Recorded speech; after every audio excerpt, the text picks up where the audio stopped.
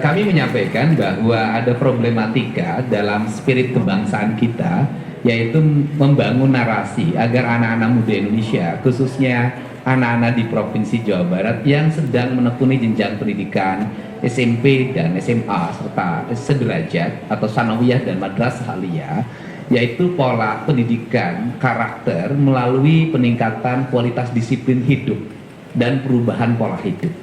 Nah, prinsip perubahan pola hidup itu apa sih yang terjadi? Yang terjadi pada anak-anak di Jawa Barat itu pola hidupnya adalah mereka rata-rata tidurnya jam 4 pagi karena waktunya dihabiskan untuk main game online, kemudian berdampak pada mereka tidak bersekolah. Selain berdampak tidak bersekolah, mereka sering terorganisir secara sistemik melalui kekuatan media sosial, melakukan pertarungan-pertarungan secara terbuka dan tertutup, melahirkan banyak orang yang terluka, bahkan banyak orang yang meninggal. Kemudian yang berikutnya adalah beredarnya obat-obat yang tidak layak dikonsumsi dari sisi kesehatan, yang dijual secara terbuka sebenarnya, berharga di bawah Rp10.000 dengan 3 butir, istilahnya eksimer dan sejenisnya, serta minuman-minuman yang beredar secara luas yang bisa diakses oleh anak-anak SMP. Nah, ini adalah problem yang harus segera diselesaikan. Nah, problem itu ternyata tidak bisa diselesaikan di internal sekolah melalui pendekatan bimbingan konseling. Dan problem itu juga tidak bisa diselesaikan di internal keluarga oleh ayah dan ibunya. Nah, karena problem ini tidak bisa diselesaikan di sekolah dan di keluarga, serta tidak semua problem itu bisa ditangani lewat peradilan anak, maka harus ada upaya jangka pendek yang bisa dilakukan melalui pola pendidikan disiplin siswa. Dalam kaidah bahasa saya adalah pendidikan bela negara dengan penguatan pendidikan berkarakter. Maka kami menggandeng lembaga TNI, karena TNI memiliki pengalaman dalam melakukan pola pendidikan baik untuk kalangan militer maupun kalangan sipil. Di kalangan sipil dikenal namanya prajabatan. Di kalangan sipil hari ini untuk masuk industri banyak yang dilatih di Dodik Pangkodam 3 Siliwangi Lembang untuk membangun kebugaran. Nah, metodologi pendidikannya yang kami sampaikan tadi ke Pak Menteri adalah yang pertama adalah pembangunan kualitas disiplin. 1.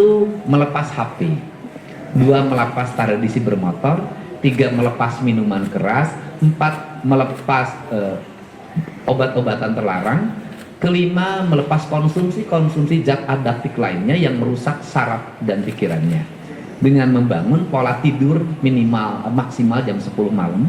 Kemudian mereka bangun jam 4 pagi, mereka mandi, sholat subuh bagi yang beragama Islam, membereskan ruang tempat tidurnya, masuk ke masjid, dan kemudian mendapat bimbingan rohani dari kiai yang menjadi bimbingan konselingnya.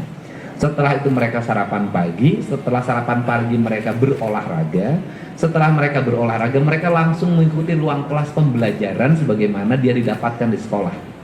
Kami mendatangkan guru dari berbagai tempat, dan kemudian setelah itu mereka salat duhur, kemudian istirahat. Setelah istirahat mereka mengikuti program minat dan bakat melalui pendekatan olahraga. Dan kemudian maghrib dia masuk masjid lagi, belajar ngaji lagi, kemudian sampai isya, dan kemudian nanti mereka makan malam dan kembali ke tempat mereka tidur untuk tidur malam. Jadi model itu yang kami kembangkan, dan kami tadi konsultasikan bahwa tidak ada pelanggaran-pelanggaran yang dilakukan terhadap hak-hak anak sendiri. Nah, kalau bicara orang banyak memperdebatkan persoalan apakah bagaimana mereka belajarnya, pertama justru dengan barak ini mereka jadi belajar. Mereka jadi ada gurunya. Kenapa? Karena selama ini mereka bolos. Mereka tidak pernah belajar. Bangunnya rata-rata jam 10 siang. Nah, ini adalah. Kemudian yang kedua, bagaimana lingkungannya di barak itu, di komplek pendidikan itu mereka mendapat lingkungan yang baik. Karena selama ini mereka di lingkungan rumahnya tidak mendapat lingkungan yang baik, di lingkungan sekolahnya tidak mendapat lingkungan yang baik, mereka menjadi anak jalanan. Nah, inilah barangkali langkah yang dilakukan oleh kami, pemerintah Provinsi Jawa Barat dan pemerintah kabupaten kota di seluruh Jawa Barat sebagai bagian upaya kami untuk menyongsong generasi Indonesia Emas tahun 2045. Barangkali itu saja. Terima kasih.